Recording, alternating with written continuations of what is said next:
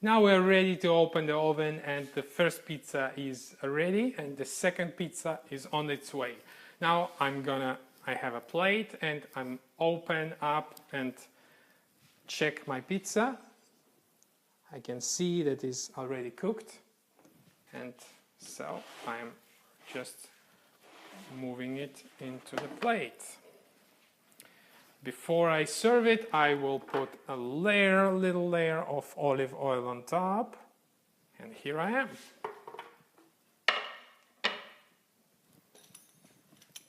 We can cut pizza with a knife.